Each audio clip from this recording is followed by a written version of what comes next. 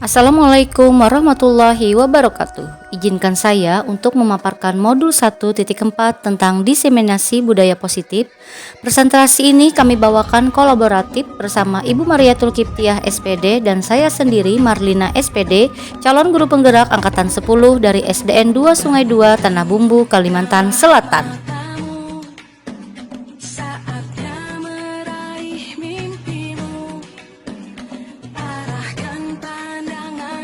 Perkenalkan, fasilitator saya dari kelas 10.33 yaitu Ibu Elizabeth Lindawati Sigiro, dan pengajar praktik saya bernama Pak Sigit Dwi Krisnanto, dan saya sendiri adalah CGP Angkatan 10 Marlina.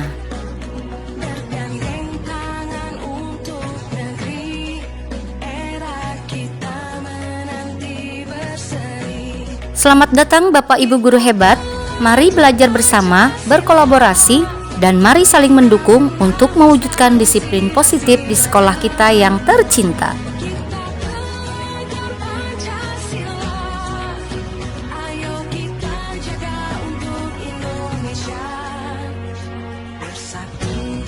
Adapun rancangan tindakan untuk aksi nyata modul 1.4 yaitu tentang budaya positif adalah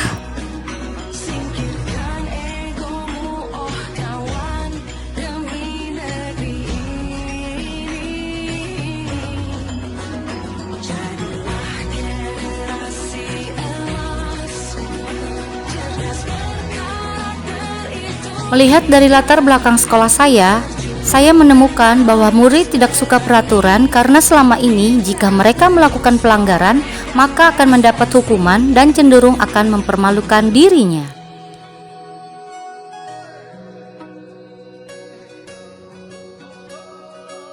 Adapun yang menjadi tujuan dari aksi nyata ini yaitu pertama, menciptakan murid yang merdeka dan disiplin diri yang kuat. Dan yang kedua, menumbuhkan budaya positif di sekolah dengan meyakini nilai-nilai kebajikan universal.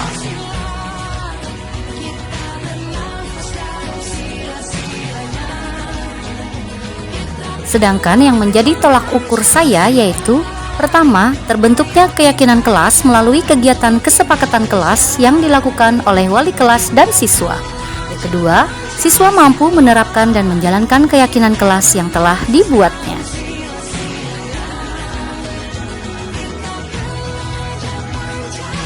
Adapun langkah-langkah tindakan yang akan saya lakukan yaitu pertama, menghadap kepada kepala sekolah untuk menjelaskan pentingnya penanaman budaya positif dan keyakinan kelas di sekolah, serta meminta izin untuk mendiseminasikannya bersama rekan guru.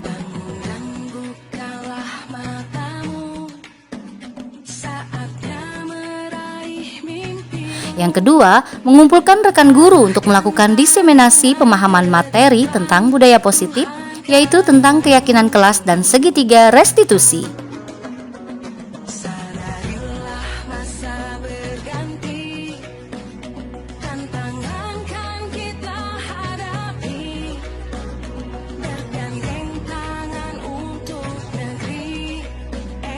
Dan yang ketiga, berkoordinasi dan berkolaborasi dengan wali kelas untuk membuat keyakinan kelas di kelas masing-masing. Dan yang terakhir, memantau, merefleksi, dan mengevaluasi keyakinan kelas yang telah dibuat. Harapan saya, semoga penerapan budaya positif dapat terwujud baik di lingkungan sekolah, di rumah maupun di lingkungan masyarakat, agar tercipta suasana belajar yang aman, nyaman, dan menyenangkan.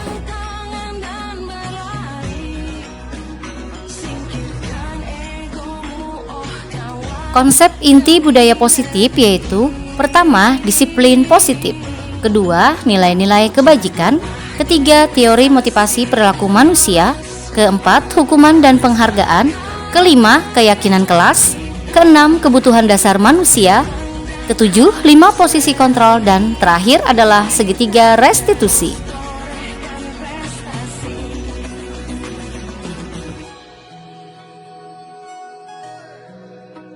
Dukungan yang dibutuhkan yaitu dukungan dari kepala sekolah, rekan guru, serta murid agar tindakan yang telah disusun dapat dilakukan secara lancar dan menyeluruh. Sarana dan prasarana untuk menumbuhkan budaya positif di sekolah, serta orang tua dalam melakukan budaya positif di rumah.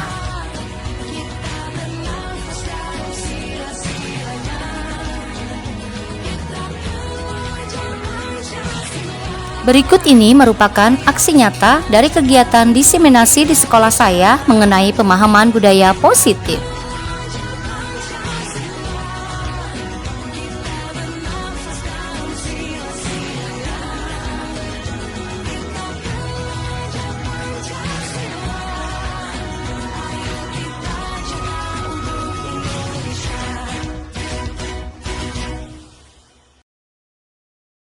Assalamualaikum warahmatullahi wabarakatuh. Waalaikumsalam warahmatullahi wabarakatuh. Sebelum mulai sambutan, mari bersama-sama kita panjatkan puji syukur kepada Allah.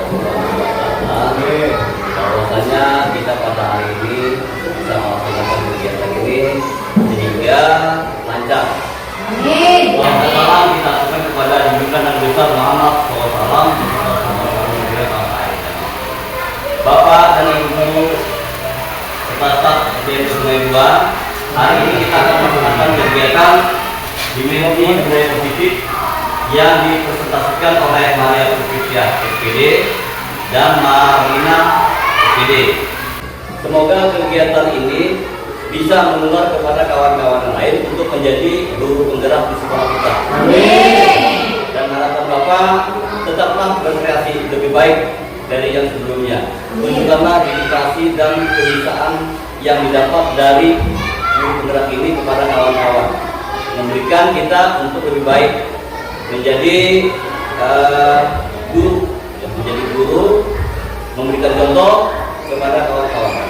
Demikian sambutan dari kami. Terima kasih. Assalamualaikum warahmatullahi wabarakatuh. Terima kasih kepada Bapak-bapak kepala sekolah SDN 2 Sungai 2 yang sudah memberi sambutan dan memberikan kesempatan kepada saya untuk bisa berbagi ilmu dalam kegiatan diseminasi budaya positif. Untuk kegiatan hari ini, saya buka dengan Assalamualaikum warahmatullahi wabarakatuh. Waalaikumsalam warahmatullahi wabarakatuh.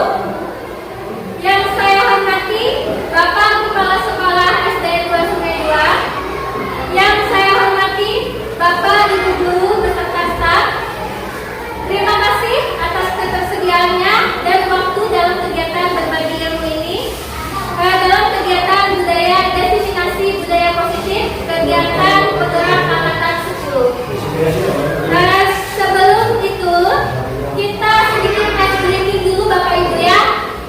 Sedikit hiburan. Bapak Ibu silahkan berdiri dulu. Biar kita segar dulu, biar fresh ya. Ya. Saya contohkan, nanti bisa diikuti. Buka mulut tertawa 3 kali. Hahaha. Mulut tertawa 2 kali, ha ha. Buka mulut tertawa 1 kali, ha. Buka mulut tertawa tanpa masalah. Oke deh. Ya,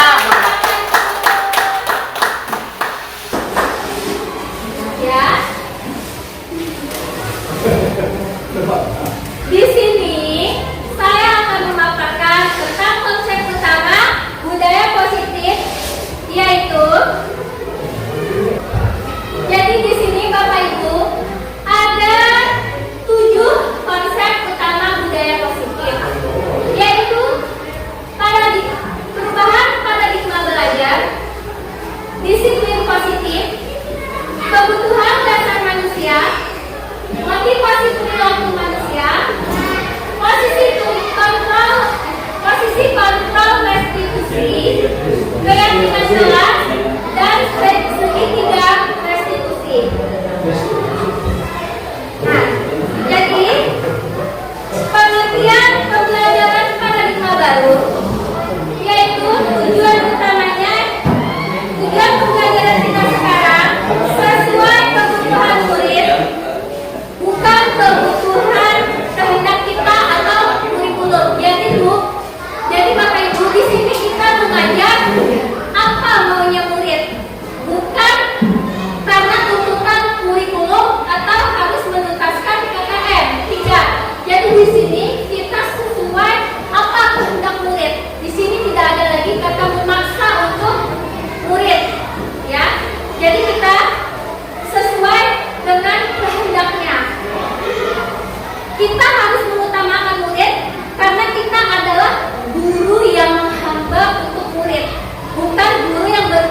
bagaimana harus menuntaskan KKN. Jadi tidak ada lagi kata memaksa, tapi kita harus menuntun anak sesuai kodratnya, yaitu kodrat alam dan kodrat zaman. Apa itu kodrat alam, Bapak Ibu? Kodrat alam yaitu kita melihat sesuai dengan kondisi umur kita. Nah, jadi kodrat alam itu memang ada pada diri anak tersebut. Nah, anak itu mungkin dulu ya kita pernah mendengar anak itu seperti kertas kosong. Sebenarnya anak itu sudah memiliki tulisannya masing-masing. Kita sebagai guru hanya bisa menebalkannya, menuntunnya ke arah yang lebih baik, karena anak itu sudah ada sejak lahir kodratnya. Karena apa? Itu memang diwariskan oleh gen dari orang tuanya. Bagaimana didikan dari orang tuanya, dan kita sebagai guru kita menuntun, menebalkan, mengarahkan ke lebih baik. Nah, itu tugas kita sekarang. Jadi anak itu bukan kertas kosong, tapi sudah ada tulisannya, dan kita sebagai guru harus menebalkannya, menuntunnya ke arah yang lebih baik. Terus kita menuntun ke kodrat zaman. Kodrat zaman sekarang adalah kodrat menuntun anak ke generasi Z ya. Dari poin menuntun anak agar bisa mengikuti zaman, agar anak bisa IoT. Bagaimana kodratnya sekarang? Tidak ada lagi anak yang tidak tahu gadget, tidak tahu internet. Sekarang semua ilmu, semua pelajaran ada di internet. Nah, itu adalah pembelajaran paradigma baru. Pembelajaran dengan paradigma baru dilakukan berdasarkan prinsip pembelajaran yang berdiferensiasi, sehingga siswa belajar sesuai dengan kebutuhan dari tahap perkembangannya untuk mewujudkan profil pelajar Pancasila. Nah, jadi mungkin Bapak Ibu guru sudah tahu apa itu profil pelajar Pancasila? Ya, yaitu apa aja? Beriman, bertakwa kepada Tuhan Yang Maha Esa dan berakhlak mulia. Beriman dan bertakwa kepada Tuhan Yang Maha Esa dan berakhlak mulia. Mandiri, beragam prinsip, berkebinekaan doa, dan bergotong royong. Jadi menurut PHD di Hadiah Dirgantara, di mana ada kemerdekaan, disitulah harus ada disiplin.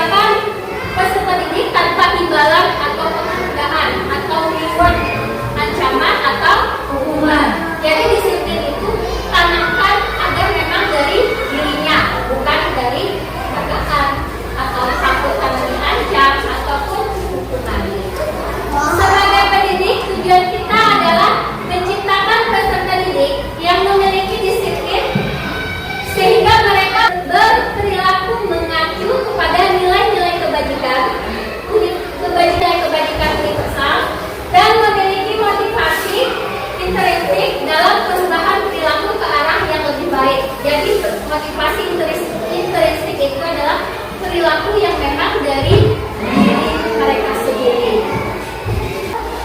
Di sekolah kita sudah melakukan contoh disiplin positif yang sudah terlaksana. Seperti apa? Ada Bapak Ibu yang tahu? Disiplin positif yang sudah kita lakukan di sekolah kita apa saja? Kegiatan di mata kuliah. Iya, benar. Kegiatan di mata kuliah. Terus melaksanakan sholat duha. Iya, melaksanakan sholat duha. Senam bersama. Senam bersama. Terus gotong royong. Iya, ya, gotong royong. Rutin mengadakan sedekah, ya kan? Itu semua adalah contoh disiplin positif. Semoga kedepannya sekolah kita makin bagus, lebih baik lagi dalam melaksanakan disiplin positif. Nah, terus dalam disiplin positif juga kita akan menerapkan peraturan di dalam kelas dengan membuat keyakinan kelas. Bapak Ibu sudah tahu apa itu keyakinan kelas? Belum. Keyakinan kelas itu sama dengan peraturan kelas. Cuma bahasanya lebih dipermudah, diperhalus. Jadi kita nggak ada lagi nih peraturan kelas. Kayaknya peraturan kelas itu bahasanya lebih mengikat ya, lebih gimana. Jadi kita sekarang itu menggunakan keyakinan kelas. Jadi seperti di kelas saya, sebelum masuk, sebelum belajar, kita bikin keyakinan kelas dulu. Apa yang dimau anak. Jadi contoh bentuk keyakinan kelas seperti hadir tepat waktu, berdoa sebelum dan sesudah belajar, mengucapkan salam sebelum masuk kelas, tidak membuang sampah sembarangan, berbicara dengan sopan, saling menghormati dan menghargai pendapat, terus aktif dalam proses pembelajaran dan tidak mengganggu teman. Semua ini kita peroleh dari keyakinan kelas yang kita buat bersama murid. Jadi kita sama-sama apa keyakinan kelas yang kita buat. Baru setiap dia membuat kesalahan, kita selalu mengingatkan. Nah, sebelum belajar tadi, apa yang kita lakukan? Apa lah? Buat keyakinan kelas, Bu. Nah, apa keyakinan kelas kita? Ya, kita bacakan yang kita buat tadi. Nah, kalau kita melanggar, apa konsekuensinya? Ya. Jadi kita selalu mengingatkan bahwa keyakinan kelas ini kita buat sama-sama dan kita tanggung jawab sama-sama, gitu ya.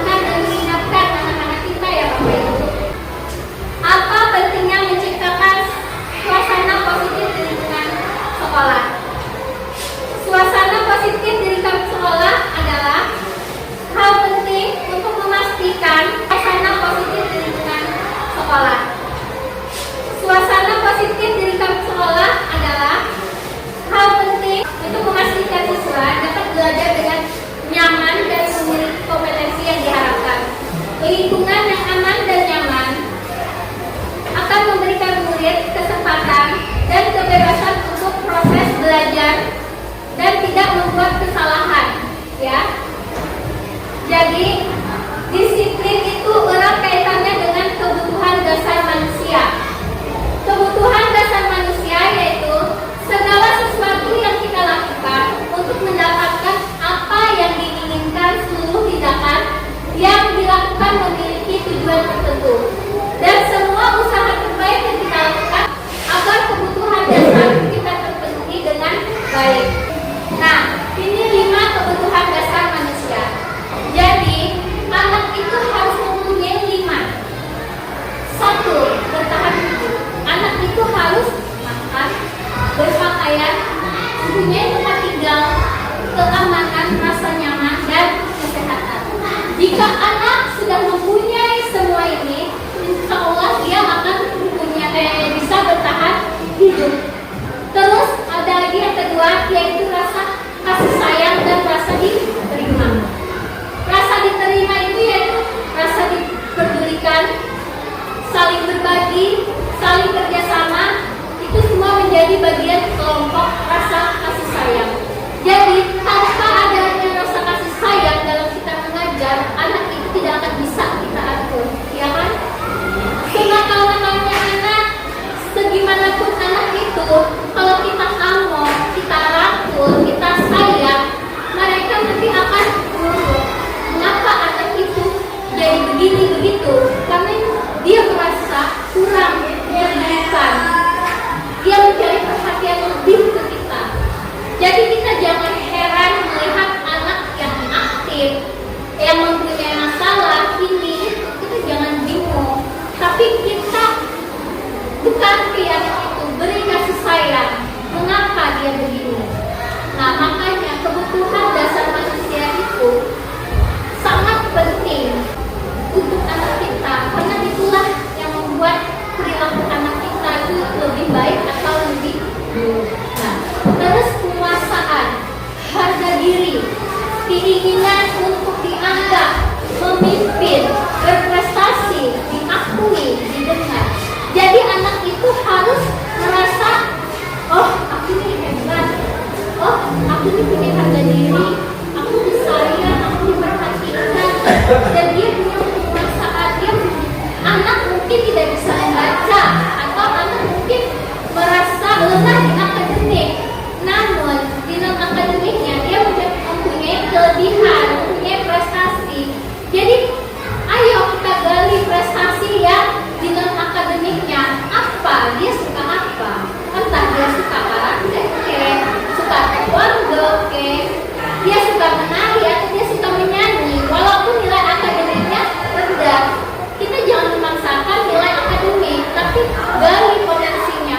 Apa penguasaan yang dia miliki di dalam dirinya? Nah, terus anak itu harus mempunyai kebebasan. Dia harus mandiri, memiliki pilihan. Jangan selalu kita kekang. Jangan apa yang kita maui anak harus mengikut, jangan. Tapi anak itu beri kebebasan apa yang dia mau. Dia gak mau belajar, oke. Apa nak pikir maunya? Dia maunya apa? Jadi kita jangan merasa percuma kita. Dia menangis, kita hukum, dan kita dengarkan. Jadi kita tahu maunya apa nak? Mau olahraga aja bu di lapangan, ya sudah. Mau olahraga apa? Kita berikan alat yang perlu mereka butuhkan. Mau olahraga bola apa? Jadi kita tidak bisa mengekang, beri kebebasan. Dari semua kebebasan, penguasaan, kasih sayang, apa yang terakhir? Yaitu mereka akan merasa senang, ya kan? Nah, dia akan bermain, rumah, antusias, tertawa. Jadi semua keinginan dia akan tercapai, dan apapun prestasinya akan timbul karena mereka merasa senang, ya bebas mereka, karena mereka tidak takut, mereka tidak ditekan, mereka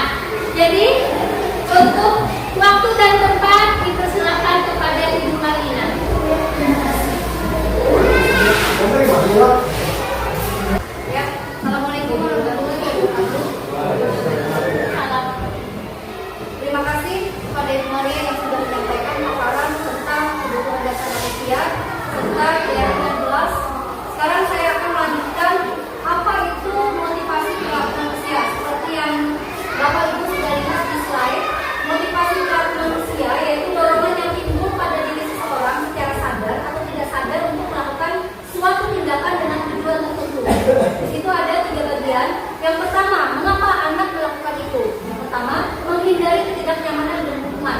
Murid melakukan disiplin diri karena takut.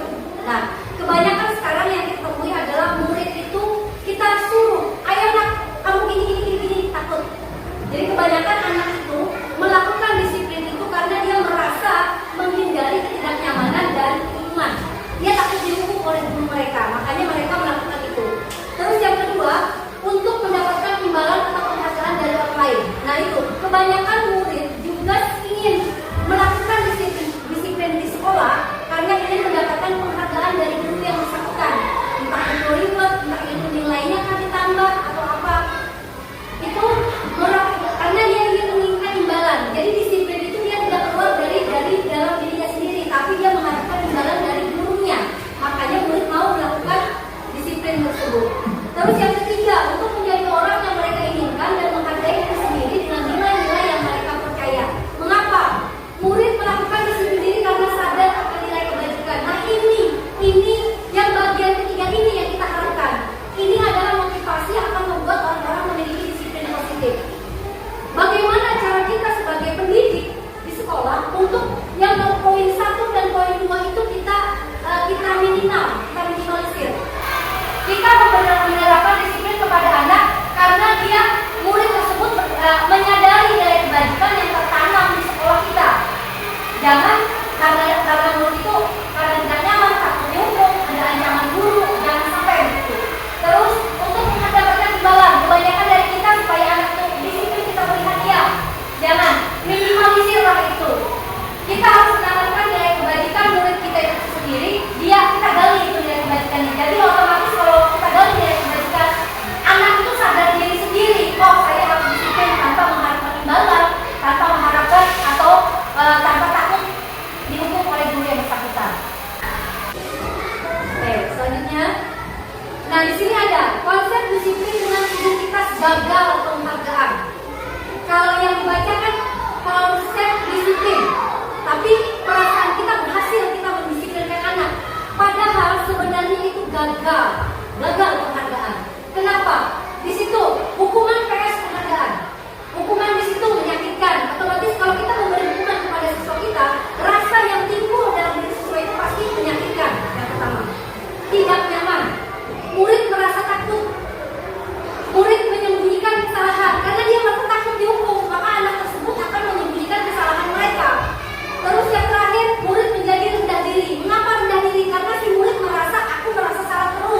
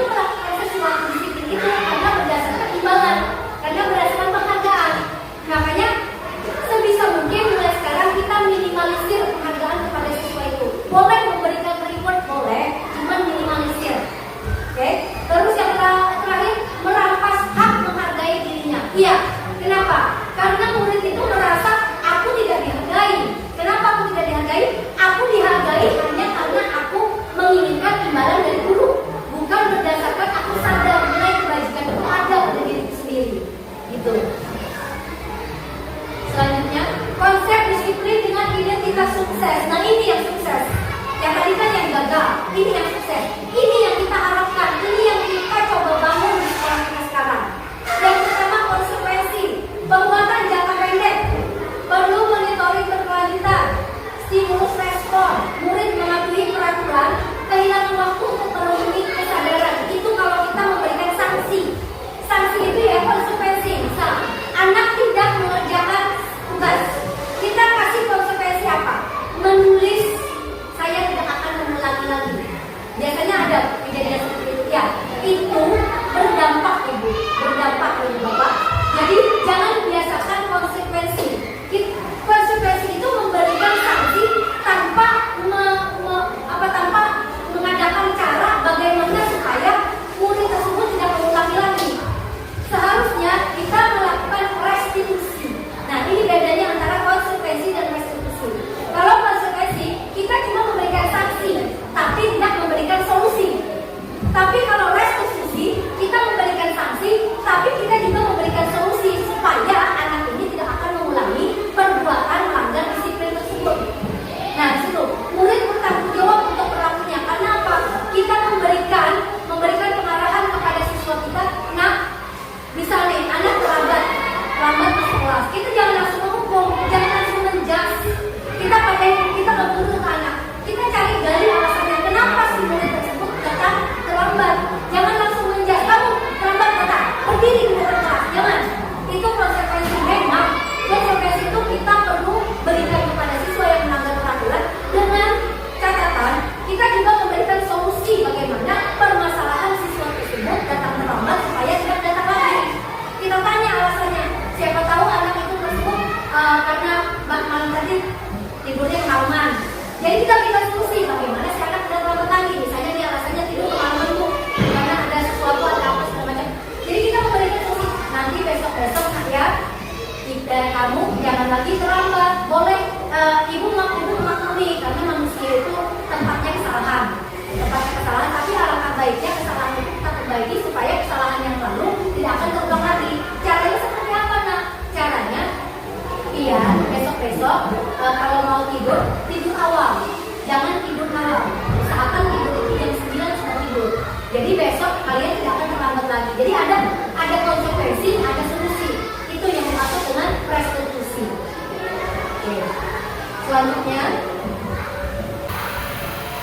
pendekatan restitusi. Nah situ apa itu restitusi? Seperti yang sudah kita ketahui adalah proses menciptakan kondisi bagi murid untuk memperbaiki kesalahan sehingga mereka bisa kembali pada kelompok mereka dengan karakter yang lebih kuat tanpa menurunkan harga diri murid kita sendiri. Ciri-ciri restitusi itu yang pertama bukan menebus kesalahan. Kalau hukuman tadi kan menebus kesalahan ya, karena dia salah maka kita hukum. Kalau restitusi tidak, bukan menebus kesalahan. Terus memperbaiki hubungan. Otomatis kalau kita mengadakan restitusi kepada si anak tidak akan merasa rendah diri. Otomatis hubungan yang dia bangun tidak akan pecah. Apalagi hubungan yang selama ini dia ciptakan kepada guru mereka yang bersangkutan tidak akan pecah. Terus tawaran bukan memaksa. Jadi kita sebagai pendidik cuma menawarkan solusi terbaik, tapi bukan memaksa anak itu harus berbuat semau kita. Tidak. Karena itu melanggar filosofi ajar Dewan Tara. Terus mencari kebutuhan dasar yang berdasari tindakan. Apa kebutuhan dasarnya anak? Misalnya anak terlambat datang tepat waktu. Kebutuhan dasarnya apa? Apakah itu kebutuhan dasarnya yang seperti diterangkan Ibu Maria tadi?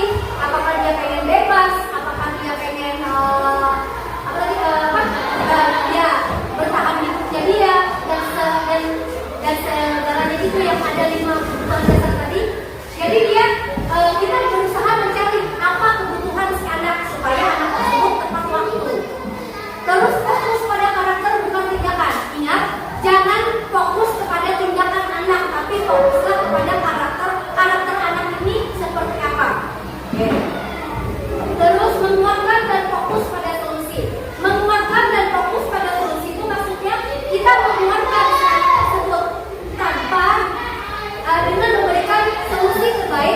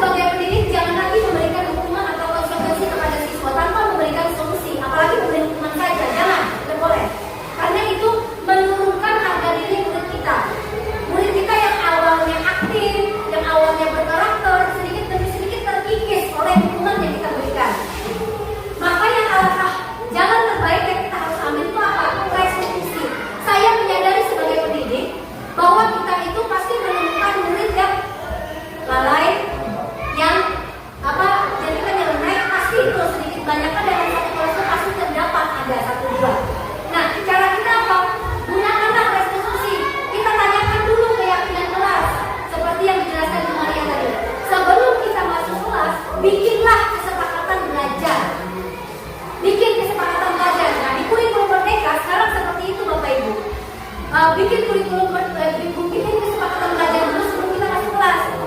Kita tanyakan kepada siswa. Nah, sebelum kita memulai pelajaran, kita bikin kesepakatan kelas dulu, atau keyakinan kelas, atau kesepakatan belajar, sama aja. Kita bikin itu dulu. Kalian maunya apa?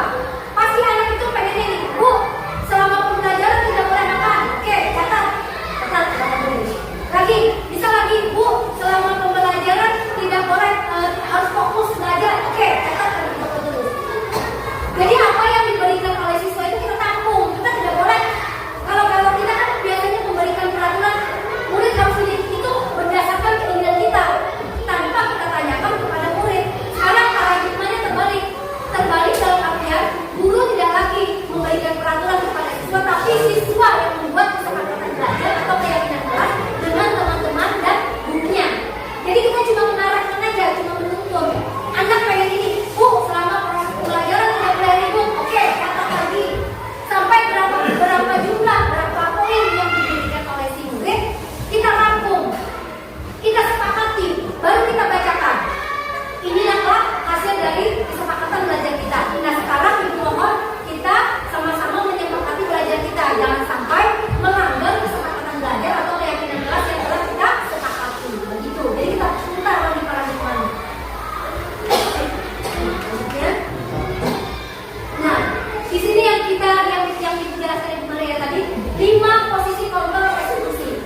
Nah, setelah kita melakukan eksekusi, kita harus mengetahui 5 kontrol eksekusi. Pertama, ini 5 kontrol guru ya Bapak Ibu ya. Pertama apa? Penghukum. Kedua, pembuat merasa bersalah. Ketiga, teman. Keempat, pemantau. Kelima, manajer. Semua guru ini pasti punya 5 posisi kontrol ini. Tapi alangkah baiknya kita mengambil yang poin ketiga, poin keempat, dan poin kelima. Alangkah baiknya poin ke-1 dan poin kedua itu hindari. Karena apa? Yang pertama itu penghukum. Guru sebagai penghukum itu tidak boleh. Alangkah baiknya kita jangan menghukum siswa jika siswa itu melakukan kesalahan, tapi berikanlah restitusi dengan memberikan konsekuensi sesuai dengan kesalahan mereka, tapi juga dengan catatan memberikan solusi bagaimana siswa tersebut memperbaiki kesalahan mereka tanpa mengulangi kedua kalinya. Terus yang sebagai alangkah baiknya kita sebagai teman dalam artian kita tanyakan apa kebutuhan siswa. Kenapa siswa datang terlambat? Kenapa siswa jarang masuk kelas? Kenapa siswa malas belajar dan tidak fokus di kelas? Kita gali apa? Jadi kita posisikan sebagai teman pada siswa kita. Terus pemantau dalam artian kita melihat situasi dan kondisi siswa kita, memantau dengan jelas bagaimana siswa tersebut membangun karakter mereka, membangun harga diri mereka untuk melakukan proses pembelajaran di kelas. Terus sebagai manajer ini guru harus bisa memanage atau bagaimana cara kita mengelola kelas, mengelola siswa kita agar siswa kita itu semakin harinya semakin berkarakter. Oke, selanjutnya. Nah, ini contoh penerapan 5 posisi kontrol. Contoh, siswa datang ke sekolah terlambat seperti yang saya jelaskan tadi. Sebagai penghukum, kalian Bapak Ibu pasti terucap kata-kata seperti ini. Kamu selalu saja terlambat. Ya Bapak Ibu. Sedikit banyak pihak Bapak Ibu pasti ngomong gitu, ya kan? Terus pasti selalu terakhir yang datang. Itu sebagai penghukum, itu kata-kata itu sangat menyakitkan bagi siswa. Usahakan sebab kata-kata penghukum itu dan membuat rasa bersalah itu kita hindari. Membuat rasa bersalah, contohnya pasti Bapak Ibu pasti pernah ngomong kepada siswa, kamu bagaimana ya? Kamu kan sudah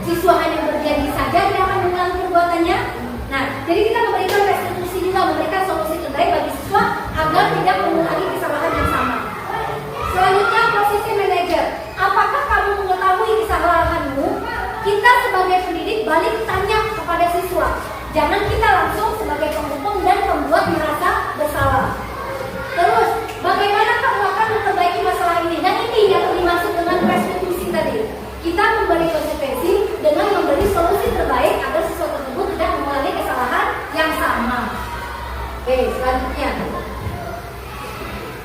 Ini yang dimaksud dengan segitiga restitusi. Ada di sini. Kenapa disebut dengan segitiga restitusi? Karena ini saling berkesinambungan, saling berkelanjutan, saling berhubungan. Contoh, segitiga restitusi. Pertama, menstabilkan identitas kita semua akan melakukan hal yang terbaik bagi yang kita lakukan. Stabilkan identitas di posisi yang tadi sebagai manajer. Stabilkan identitas. Terus, validasi tindakan yang salah. Kita memvalidasi tindakan yang salah.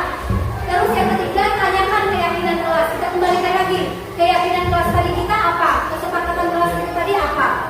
Oke, itu yang dimaksud dengan segitiga restitusi. Selanjutnya, nah, standar pendidikan nasional. Dalam penerapan program disiplin positif, hendaknya guru memiliki standar kepribadian, profesional dan sosial yang baik, di mana guru mampu berefleksi atau bercermin diri pada posisi kontrolnya. Yang tadi 5 posisi kontrol tadi, yang penghukum, pembuat rasa bersalah, teman, satunya lagi manajer dan ya pemantau. Oke. Saat ini perjalanan dirinya sebagai seorang amok, jadi posisi manajer. Jadi kita tempatkan kita sebagai pendidik, kita tempatkan sebagai manajer yang tadi memvalidasi tindakan, yang segitiga restitusi tadi itu posisi manajer. Terus yang menentukan murid-murid menjadi insan yang mandiri, merdeka dan bertanggung jawab. Oke, selanjutnya. Nah, inilah paparan saya. Terima kasih karena sudah mau mendengarkan dan mencermati semua paparan saya. Bagi Bapak Ibu yang masih belum paham, silakan bertanya. Kita kembali ke paparan selanjutnya. Apakah ada penjelasan dari saya atau Ibu Maria yang belum Bapak Ibu pahami? Nah, tentang ini, adakah yang mau bertanya sesuai pengalaman Bapak Ibu? Ya?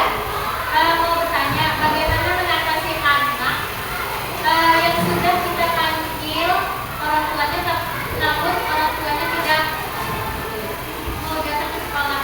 Oke.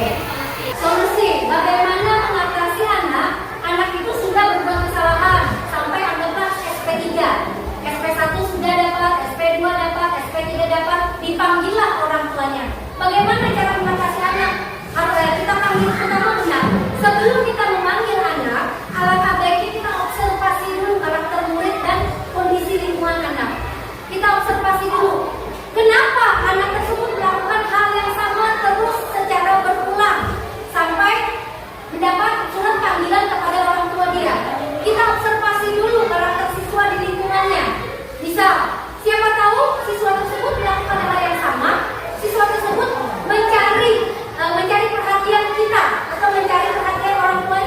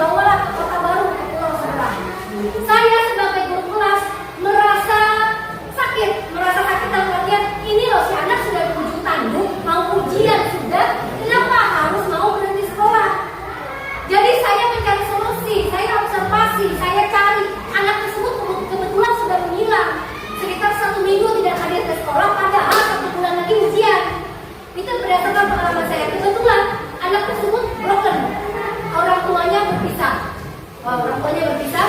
Jadi anak tersebut saya yang ngomong. Sebelumnya saya konsultasi dulu dengan kepala sekolah, bagaimana Bapak cara menghadapi begini. Solusi apa yang harus saya ambil sebagai wali kelas? Jadi Bapak memberikan solusi, begini saja Marlina. Kita selidiki, kita cari tahu anak tersebut di mana. Kita posisikan sebagai orang tua mereka. Jadi saya memposisikan diri sebagai orang tua murid saya sendiri. Saya ambil. Jadi orang tuanya takut, Bu, anak saya ini Bu, kalau tinggal sama bapaknya ini bapak tirinya loh Bu, gitu. Kalau tinggal sama bapak tiri yang takutnya anak saya ada apa-apa Bu, gimana Bu solusinya? Saya tidak punya tempat tinggal lagi Bu di sini. Tempat tinggal saya, keluarga saya yang di Kota Baru di Pulau Seberang. Terus solusinya apa yang Bapak Ibu ambil? Mamanya nanya kalau saya kena ragu. Jadi saya berkonsultasi dengan Bapak, ambil benar-benar tindakan yang terbaik. Saya ambil tindakan terbaik. Cara saya apa? Saya ambil murid tersebut tinggal di tempat saya. Tinggal di tempat saya 1 minggu penuh saya menampung. Supaya apa? Supaya anak tersebut berhasil mengikuti ujian. Karena saya sebagai wali murid merasa sakit. Merasa sakit dalam artian saya dia sudah capek-capek sekolah mulai kelas 1 sampai kelas 9. Kenapa di posisi terakhir di ujung tanduk mau berhenti? Saya yang sakit. Jadi saya yang menampung anak tersebut. Saya posisikan saya sebagai ibunya anak murid tersebut. Jadi seperti itu Ibu Dela. Jadi kita posisikan sebagai ibu dari anak tersebut. Karena dia tidak mendapatkan kasih sayang di rumah, kita sebagai guru dan orang tua murid kita di sekolah, kita ambil, kita berikan rasa sayang dan diterima di dalam kelas atau di lingkungan sekolah dia. Begitu Ibu Dela. Ya, terima kasih. Ada lagi? Iya Bu. Kan tadi konsep ada 3. Iya. Sama konsekuensi sama Restitusi. Oke. kan seperti yang Ibu katakan tadi, kalau bisa yang hukuman itu dihindari kan Bu. Ya. Nah kalau misalkan kita menggunakan konsekuensi dan restitusi tapi anak masih melakukan kesalahan, apakah hukuman itu boleh dilakukan sesekali? Oke. Ada pertanyaan. Di tadi kan ada poin hukuman, restitusi, dan konsekuensi. Nah, sudah kita lakukan restitusi, tapi anak tersebut masih mengulangi kesalahan yang sama. Apa yang harus kita ambil? Yang harus kita ambil pertama-tama observasi yang nyata dulu. Setelah kita mengobservasi, kita konsultasi kepada pihak sekolah, khususnya kepala sekolah. Kepala sekolah nanti memberikan solusi terbaik, panggil orang tuanya. Kita panggil orang tuanya. Kita lawan anak, ibaratnya tuh anak ini sudah terikat dengan hukuman itu. Jadi dia mengulang terus. Jadi kita tanyakan kepada orang tua. Kita kan tadi memanggil orang tua untuk berdasarkan konsultasi dengan pihak sekolah, khususnya kepala sekolah. Kita dihadapkan oleh kepala sekolah dengan orang tua, dengan kita. Walaupun murid tersebut tidak kita ikut sertakan, nggak apa-apa. Kita bicara dari hati ke hati kepada orang tuanya. Kita sebagai pendidik hanya sebatas di sekolah ya. Di sekolah dalam artian kita tidak 24 jam melihat anak tersebut, melihat karakter anak tersebut. Jadi kita tanya orang tuanya, ini kenapa Bu anak dia, anak ibu seperti ini masih mengulangi hal yang sama. Jangan langsung kita jatuhkan hukuman, jangan dulu. Kita panggil, cari solusi terbaik. Masih ada solusi terbaik sebelum kita menjatuhkan hukuman kepada siswa, gitu. Jadi kita panggil orang tua kita tanya secara baik-baik, kenapa anak tersebut melakukan hal yang sama terus secara berulang-ulang. Saya sebagai pendidik misalnya jenuh sudah melihat kesalahan itu. Jadi siapa tahu dari informasi orang tua yang kita dapat tahu kenapa si anak ini melakukan kesalahan yang sama terus. Salah satunya mungkin ya tadi anak tersebut mencari perhatian kita karena dia tidak memiliki rasa sayang dan diterima di rumah. Siapa tahu di rumah anak tersebut mamanya kerja terus, ayahnya kerja terus, anak tersebut ditinggal di rumah sendiri. Apalagi anak tersebut mungkin tidak punya kakak, tidak punya saudara, jadi dia jenuh juga di rumah. Jadi dia minta perhatian oleh kita, makanya dia melakukan hal yang sama. Otomatis anak tersebut mungkin mencari perhatian secara tidak langsung, dia pengen mamanya memperhatikan dia. Secara tidak langsung kan kita memanggil orang tuanya nih di sekolahan, otomatis mamanya memperhatikan tidak dengan kita, dengan murid. Nah begitu. Oke. Paham Ibu? Oke. Bagi yang mau bertanya silakan Bapak.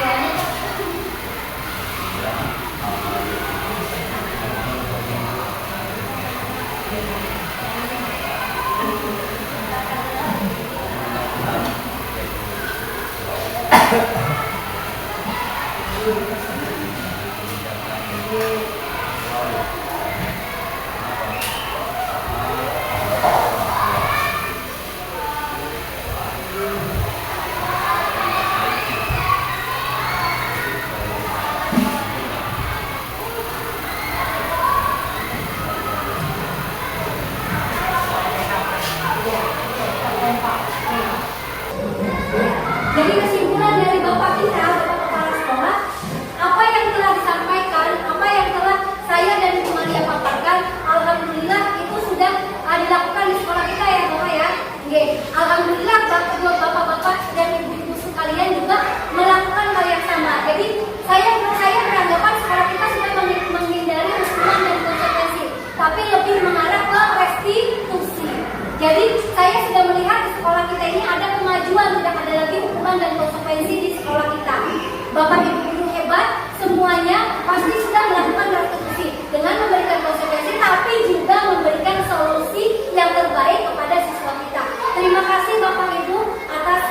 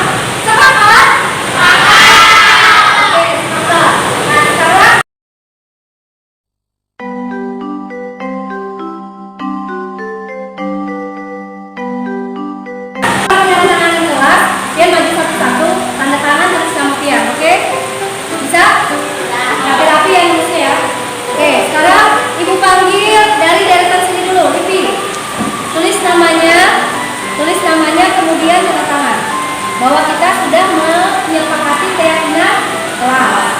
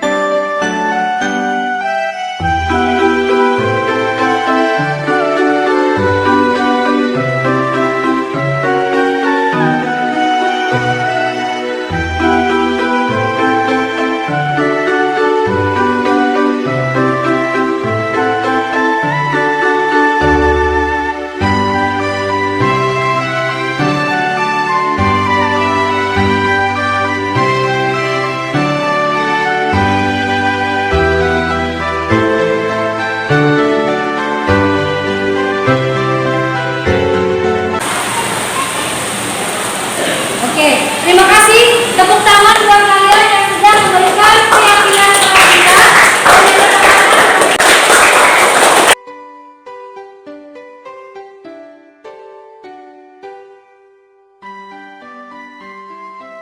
Halo, nama saya Ainun Nikmah. Saya kelas 6C dari SDN 292. Halo, nama saya Diana Nursaniti. Saya kelas 6C dari SDN 2 Sungai 2. Halo, nama saya Zaini Fadli. Saya kelas 6C dari SDN 2 Sungai 2.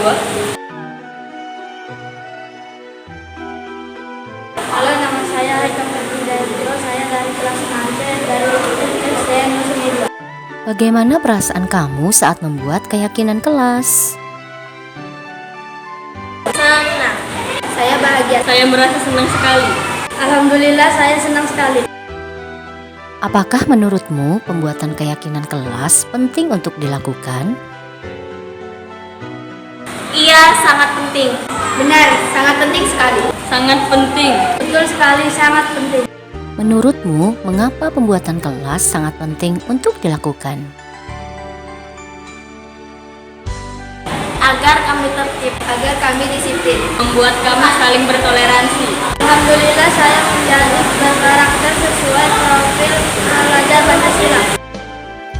Pelaksanaan diseminasi atau penyebaran pemahaman kepada rekan guru dilakukan pada hari Senin tanggal 10 Juni 2024 yang bertempat di SDN 2 Sungai 2 Kabupaten Tanah Bumbu, Kalimantan Selatan. Terdapat 21 orang guru dan tendik yang menyaksikan kegiatan ini.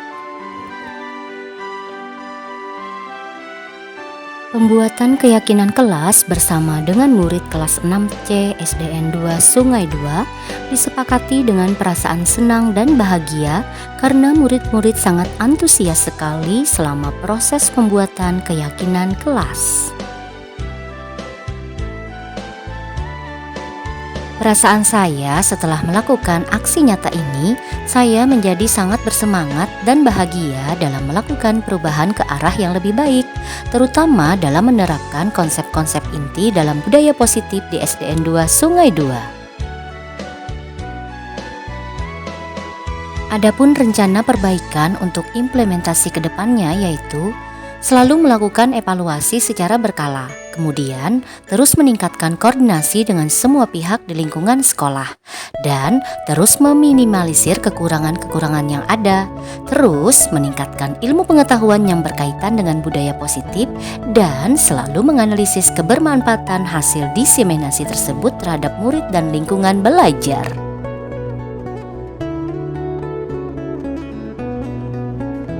Demikian aksi nyata saya tentang modul 1.4 Budaya Positif.